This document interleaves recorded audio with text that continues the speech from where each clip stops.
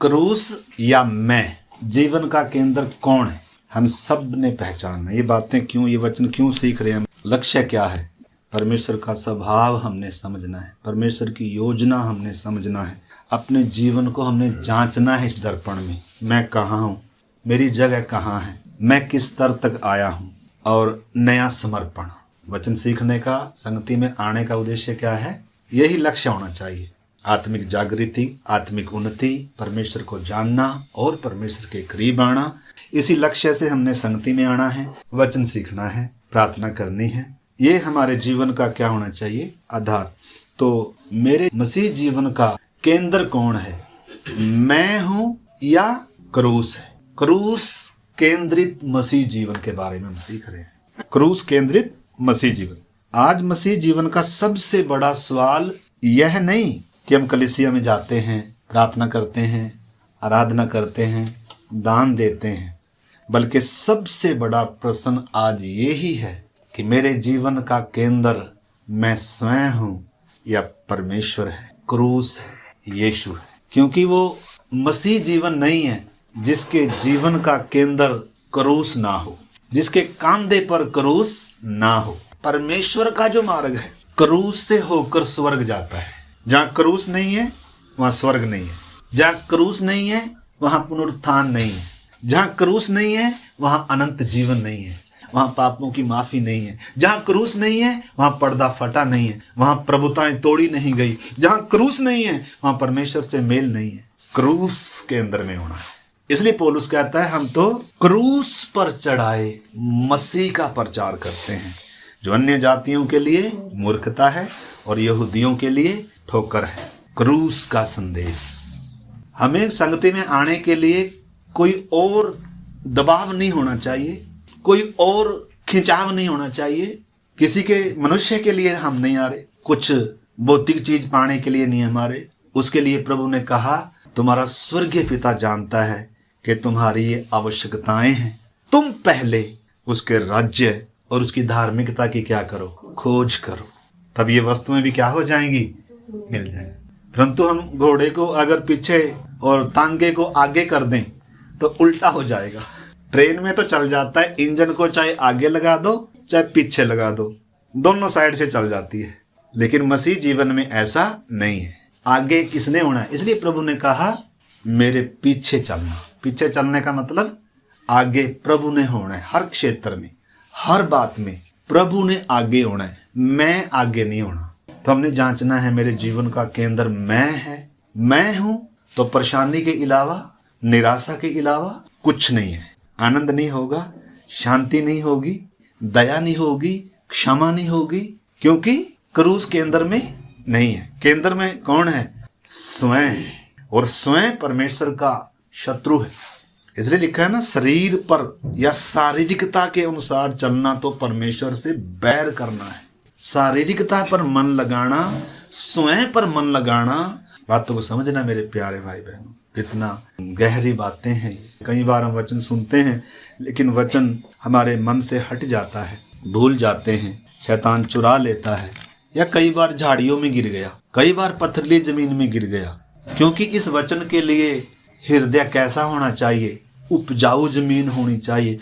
हल चलता है उसमें, मन टूटता है, जमीन तैयार होती है। इसलिए लिखा है कंटीले झाड़ों में बीज मत बो, परंतु अपनी पड़ती भूमि को क्या करो, जोतो, तब तुम क्या करने पाओगे, फसल काटने पाओगे। तो हम सब ने, मैं ये नहीं कह रहा मैं सही हूं और आप गलत हूं, वो उद्देश्य नहीं है। मैं भी जांच रहा हूं हर दिन। हम सब ने अपने जीवनों को जांचना है। मेरे जीवन का केंद्र मैं हूं या क्रूस है, यीशु है। ये मसीह जीवन का महत्वपूर्ण विषय है। तो इस करके आइए निकाल लेंगे। यहोशू 6 अध्याय का 2 पढ़ता हूं मैं। फिर यहोवा ने यहोशू से कहा, सुन, मैं यरीहो को और उसके राजा को और सूरवीरों समेत तेरे वश में कर देता। इधर हम देखते हैं यहोशू 6 अध्याय में अब आए हैं। अब यरीहो की दीवारें गिरेंगी। जो बलडोजर गिरा नहीं सकता, जो मनुष्य की अपनी ताकत से, अपनी बुद्धि से, अपने तरीके से, गैंती से, फावड़े से जो दीवारें गिर नहीं सकती, इतनी चौड़ी चौड़ी दीवारें और इतनी ऊंची हैं, पत्थर की बनी हुई हैं।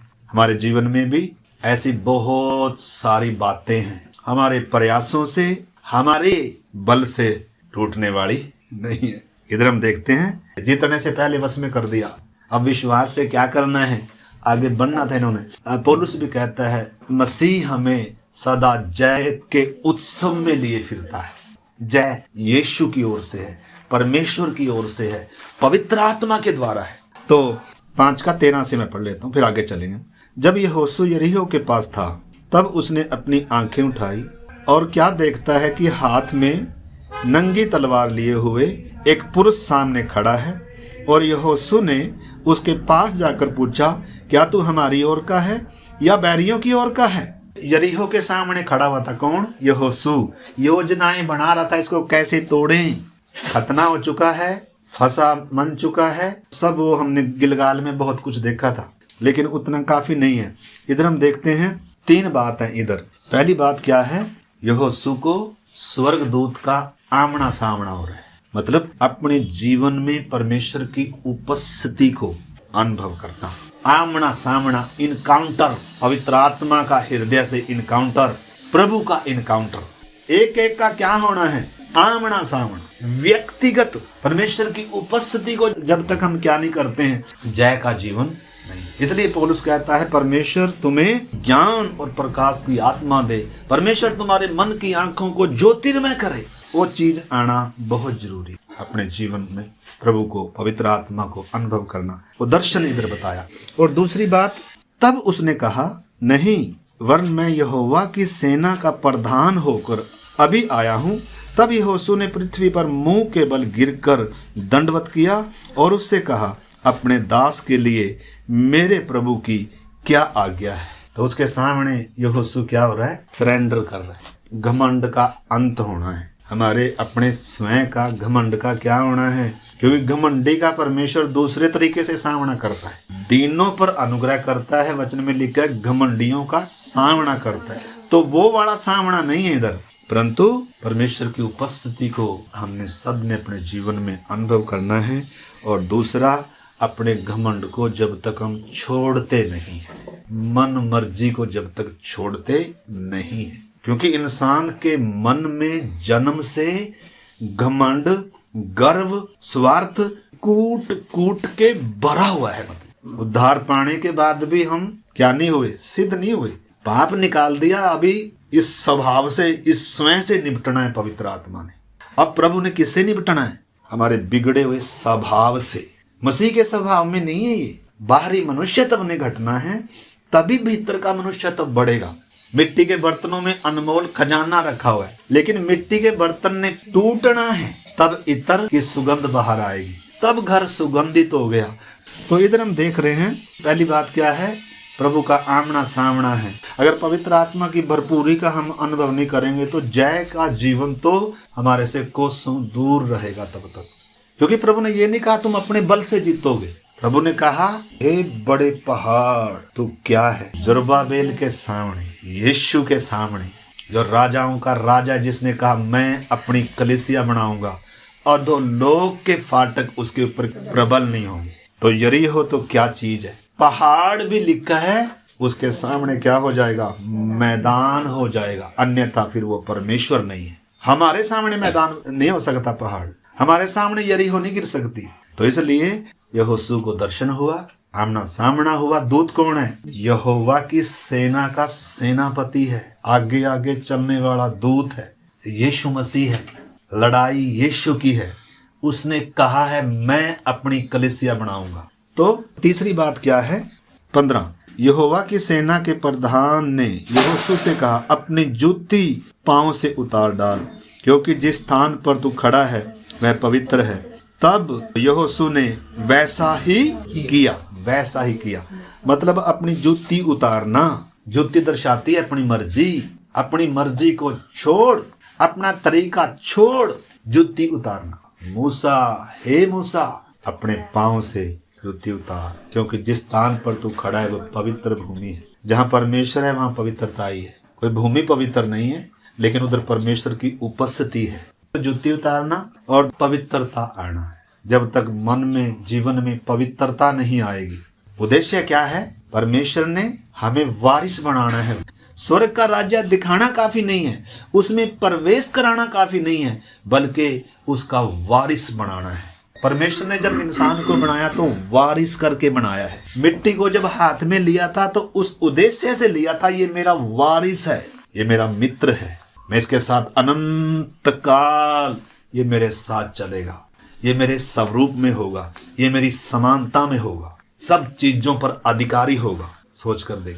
तो 3 बातें हैं, दर्शन मिला, प्रकाशन मिला, आमना सामना हुआ, फिर मन मर्जी को छोड़ दिया, दंडवत किया, और तीसरी बात जूता उतार कर वो पवित्र हो गया। जूती उतारना 2 बात को दर्शाता है, अपनी मर्जी को छोड़ना और पवित्रताई आना है। बिना पवित्रताई के परमेश्वर को देख, लिखा है उस मेल मिलाप और उस पवित्रता के खोजी हो जिसके बिना कदाचित कोई परमेश्वर को देख नहीं सकता। अशुद्धता लेकर कोई परमेश्वर के पास नहीं जा सकता, क्योंकि परमेश्वर पवित्र है। इसलिए परमेश्वर ने कहा तुम अपने सारे चाल चलन में पवित्र बनो, क्योंकि मैं पवित्र हूँ। यहोशू को कब परमेश्वर ने यरीहो दिया? जब तक हम पवित्रता के चाहने वाले नहीं हैं, जब तक पवित्रता को हम हल्के में लेते हैं, अलगदाई को हल्के में लेते हैं, जब तक परमेश्वर के साथ के वो संबंध को हम हल्के में ले रहे हैं, तो फिर स्वयं केंद्रित जीवन है, वो मसीह केंद्रित जीवन नहीं है। और जब मैं केंद्रित, स्वयं केंद्रित मेरा जीवन है, आनंद कहाँ से मिलेगा? जय कहाँ से मिलेगी? शांति कहाँ से मिलेगी?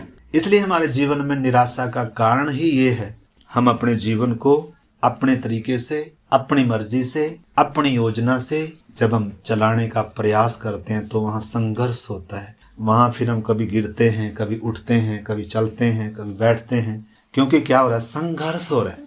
हमने हैंडल खुद पकड़ा हुआ है और पीछे हमने किसको बिठाया हुआ है? भारी वजन वाले व्यक्ति को बिठाया हुआ है। अकेले हो तो भी चल जाए, अगर हम मसीह में ना हो ना, अन्य जाति हो तो कोई दिक्कत नहीं है, लेकिन मसीह में आकर अपने जीवन के मालिक, मसीह में होकर स्वयं केंद्रित जीवन, अन्य जातियों से भी क्या हो जाएगा?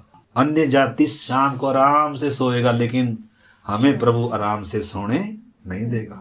मुझे अपने अंदर बुलाकर तू चैन से सो रहा है, चैन से काम कर रहा है, चैन से मजे ले रहा है। यीशु कह रहा है या तो मुझे प्रभु प्रभु कहना छोड़, पानी की कब्र में जा, फिर से जहां बपतिस्मा लिया था वहां जाकर बोल प्रभु मेरे जीवन से निकल जा। एक सच्ची घटना है ऐसे ही। एक बुढ़िया थी बेचारी ना, संगति में आती थी, कभी 1-2 बार आई, उसने सच्चे हृदय से प्रार्थना करी, प्रभु मैं एक पापी व्यक्ति हूँ, मुझे मुक्ति दे, उद्धार दे, मुझे छुड़ा, और मैं अपना दिल तेरे लिए प्रभु खोलती हूँ। अब प्रभु तो जीवन में आ गया। अब कुछ दिन बाद जब प्रभु जीवन में आ गया तो लिखा है वचन के कारण क्लेश भी होता है, समस्या भी आती है। तो उसने सोचा ये तो और भी काम बढ़ गया, मैंने तो सोचा था ठीक हो जाएगा, लेकिन क्या हो गया? उसने सोचा भाई प्रार्थना में जाकर भी कोई लाभ नहीं होया, तो वह फिर सियाने सपटों के पास जाने लगी।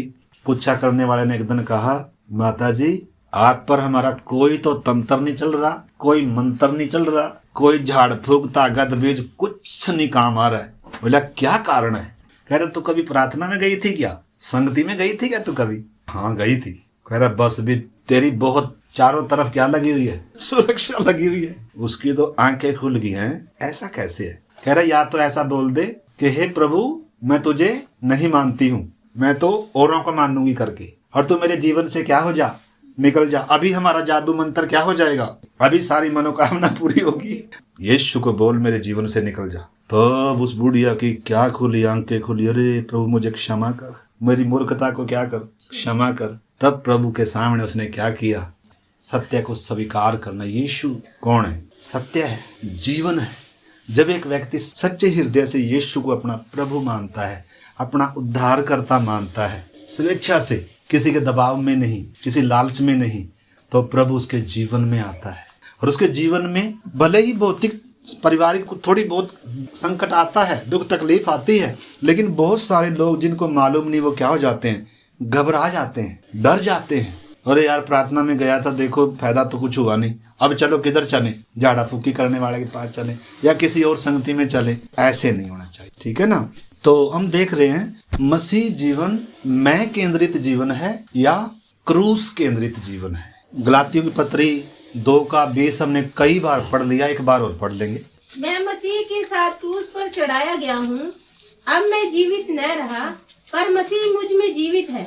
और मैं शरीर में अब जो जीवित हूँ तो केवल उस विश्वास से जीवित हूँ जो परमेश्वर के पुत्र पर है, जिसने मुझसे प्रेम किया और मेरे लिए अपने आप को दे दिया। हाँ, मैं मसीह के साथ क्रूस पर चढ़ाया गया हूँ। मैं जीवित न रहा। मैं क्रूस केंद्रित मसीह जीवन की पहचान क्या है? मैं जीवित नहीं, मसीह जीवित है। मैं का अंत है, मसीह की शुरुआत है। मैं जो जिंदा था पाप में, अपनी मर्जी में, तो मैं की मृत्यु जब तक नहीं होगी। मृत्यु के पार है मतलब जीवन। क्रूस के बिना जीवन नहीं है, क्रूस के बिना स्वर्ग नहीं है। यीशु ने शर्त रखी है अपने पीछे चलने वालों के लिए। प्रभु ने क्या रखी है? शर्त रखी है। उससे पहले हम एक वचन पढ़ लेंगे। मैं का अंत है और मसीह का आरंभ है। 2 कुरिन्थियों 5 अध्याय का 14-15 हम पढ़ते हैं। क्योंकि मसीह का प्रेम हमें विवश कर देता है, इसलिए कि हम यह समझते हैं कि जब एक सब के लिए मरा तो सब मर गए, और वह इस निमित्त सब के लिए मरा कि जो जीवित है वह आगे को अपने लिए न जिए, परंतु उसके लिए जिए जो उनके लिए मरा और फिर जी उठा। जो जीवित हैं वे आगे को अपने लिए ना जिए। अपने लिए हम जी सकते हैं। परमेश्वर ने इंसान को आजाद मर्जी दी है। अदेन की वाटिका में 2 सिद्धांत परमेश्वर बता रहा है। वो 2 पेड़, या तो परमेश्वर पर निर्भर या तो आत्मनिर्भर। या तो परमेश्वर की इच्छा या तो मेरी इच्छा, मेरी मर्जी। या तो परमेश्वर मेरे जीवन का प्रभु या मैं अपने जीवन का प्रभु। लेकिन तुम मैं के बराबर नहीं है। मैं जो हूं सो हूं। अगर उसके साथ चलना है तो मैं को क्रूसित होना है, मैं को मरना है। और ये दबाव से नहीं है, ये परमेश्वर के प्रेम। इसलिए पौलुस कहता है कि उसका प्रेम हमें विवश करता है। अगर यीशु का प्रेम विवश करता है तो ही हम इस मार्ग में आए, तो ही हम बपतिस्मा लें। अगर परमेश्वर का प्रेम हमें समझ में नहीं आया तो हमसे इस मार्ग पर चला नहीं जाएगा। यीशु ने शर्त रखी है मेरे प्यारे भाई बहनों। सकरा मार्ग जरूर है, लेकिन स्वर्ग की गारंटी है, अनंत जीवन की गारंटी है। चौड़ा मार्ग विनाश को जाएगा। 2 ही मार्ग हैं, परमेश्वर के 2 ही सिद्धांत हैं। सकरा है जरूर, लेकिन अनंत जीवन की गारंटी है। यीशु ने कहा जो मुझ पर विश्वास करता है मृत्यु के पार होकर जीवन में प्रवेश कर चुका है।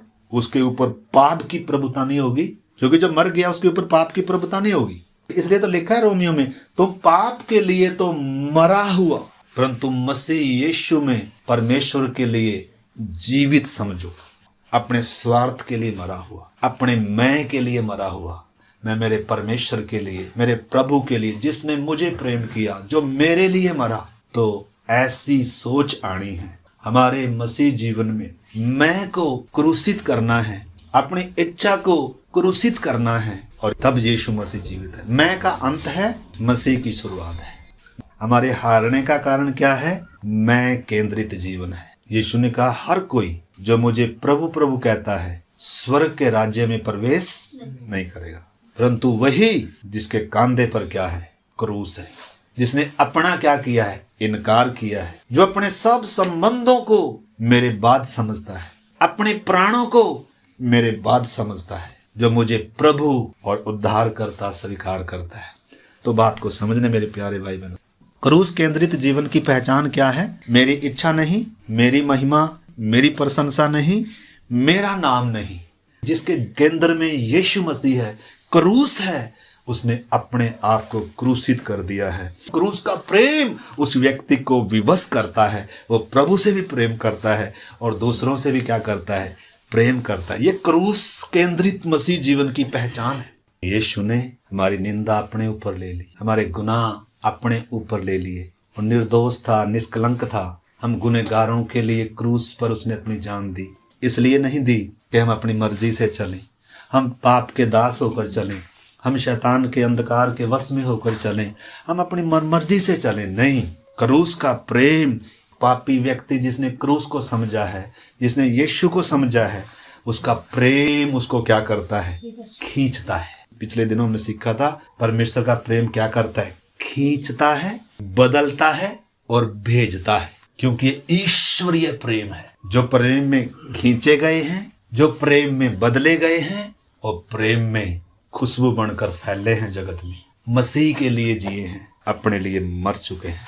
तो भले ही हम काम कर रहे हैं, नौकरी कर रहे हैं, अपने लिए भी कर सकते हैं, लेकिन क्रूस केंद्रित मसीह जीवन है तो अपने लिए बाद में, पहले मसीह के लिए, पहले परमेश्वर के लिए, अपने लिए बाद में। तो मसीह केंद्रित जीवन और स्वयं केंद्रित जीवन व्यवहारों में दिखता है, हमारे चाल चलन में दिखता है। हमारे जीवन का केंद्र मैं हूं या मसीह है। क्रूस का प्रेम विवश कर देता है। अगर किसी ने इधर भी मारा है, क्रूस केंद्रित जीवन है, मसीह केंद्रित जीवन है, तो बोल लेंगे भाई कोई बात नहीं, इधर भी मार ले। इतना फर्क है।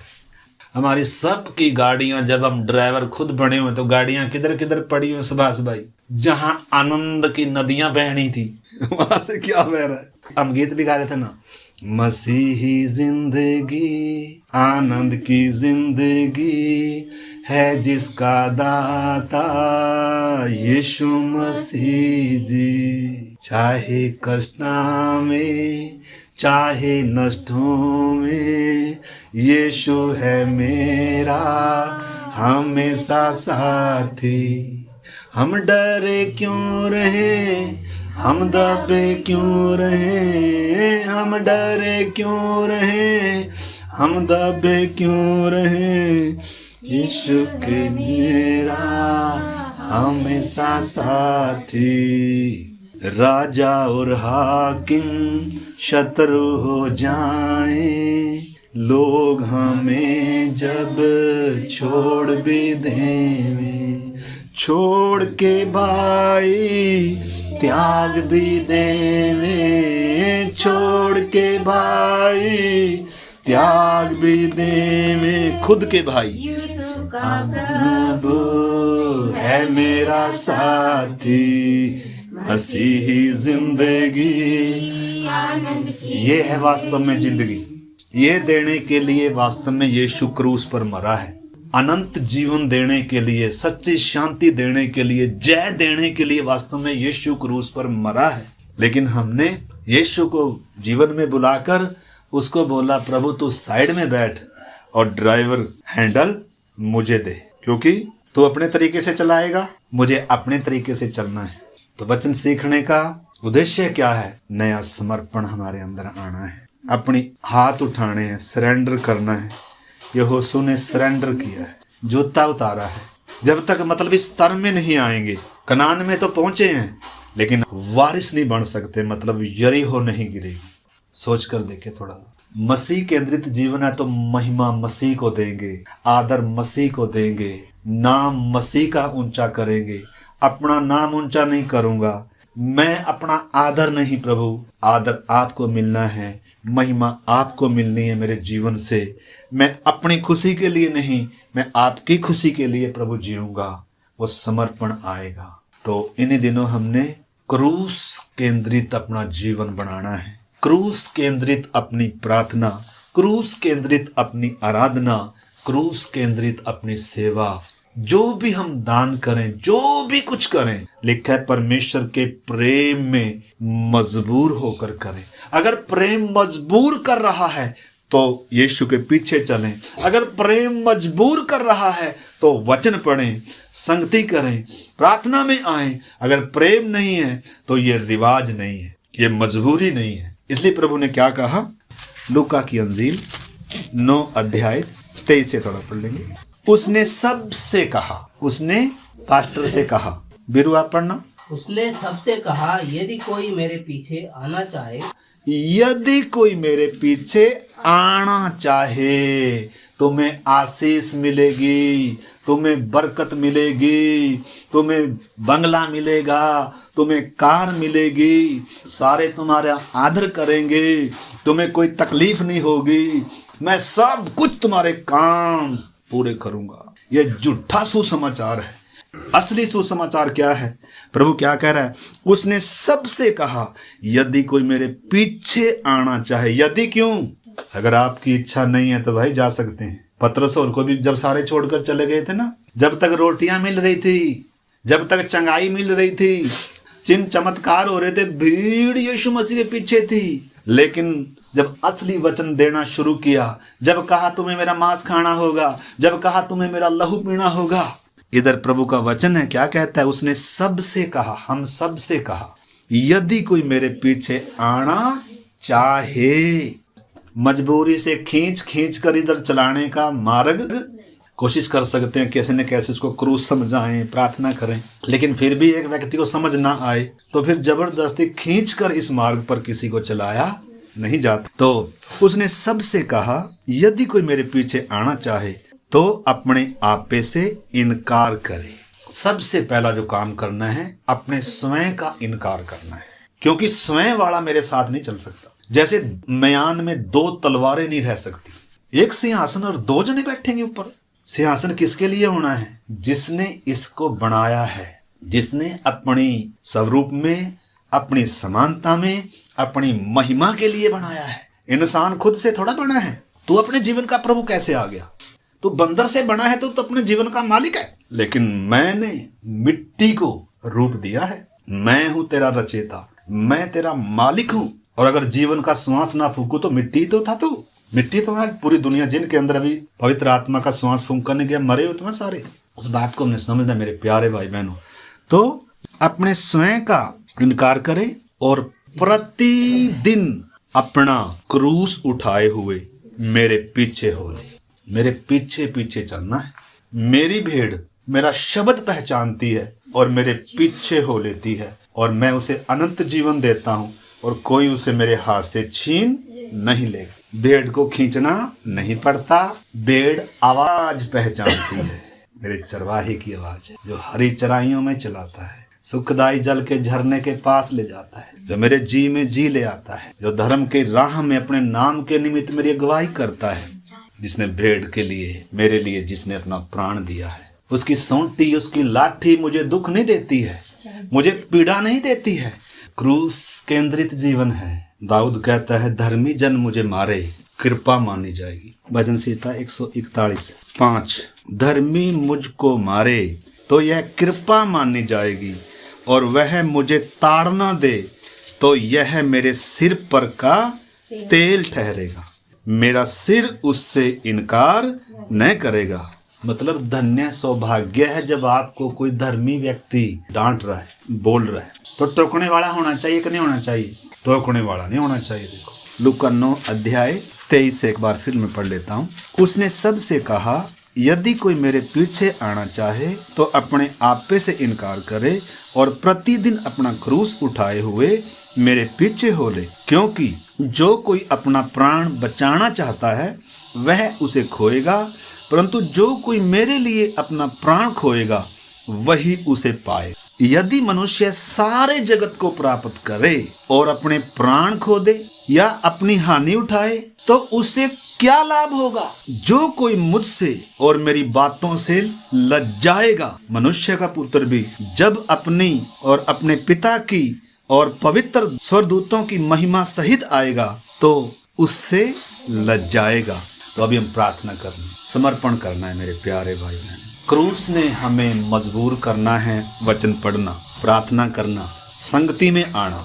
तो आइए सचमुच में हम समर्पण करें, सचमुच में हम क्रूस को ताकते हुए उसके प्रेम ने हमें मजबूर करना है। संसार का अगर प्रेम है, हमारा प्रभु से प्रेम कम होता जाएगा। क्या तुम्हें मालूम नहीं, संसार से प्रेम करना, संसार से मित्रता करना तो व्यभिचार है, परमेश्वर से बैर करना है। आइए मेरे प्यारे भाई बहनों, संसार में हम जरूर रहते हैं, लेकिन संसार की रीति पर नहीं, संसार के तरीके से नहीं, हम परमेश्वर के तरीके से, हम परमेश्वर की मर्जी से हम चलने के लिए आइए हम समर्पण करें। जहाँ मैं जीवित है वहाँ क्रूस व्यर्थ है, जहाँ क्रूस ऊंचा है वहाँ स्वर्ग का जीवन शुरू होता है। प्रार्थना करें, प्रभु जहाँ मैंने अपने मैं को बचाया, मैं को प्रकट किया, मैं को दिखाया, मैं से चला, प्रभु मेरी इस मूर्खता को क्षमा कर, तेरे लहू से धो। मैं अपना इनकार करता हूँ प्रभु जी। जहाँ सुविधा को मैंने ऊपर रखा, आज्ञाकारिता को ठुकरा दिया, मुझे क्षमा कर, मुझे भला मन दे, मुझे आज्ञाकारी मन दे। मैं संपूर्ण दिल से तुझे प्रेम करूं, संपूर्ण मन से तुझ पर भरोसा करूं। और प्रभु जी संपूर्ण मन से आपको प्रेम करूं, मुझे ऐसा बना दे। मुझे पवित्र आत्मा से भरा हुआ जीवन दे प्रभु जी। मेरे जीवन से आपको महिमा मिले। आपके हाथ में सौंपता हूं प्रभु जी। धन्यवाद, आपने हमारी प्रार्थना को सुना। सारा आदर, सारी महिमा आपको देते हुए प्रार्थना को प्रभु यीशु मसीह के नाम से मांगते हैं, आमीन।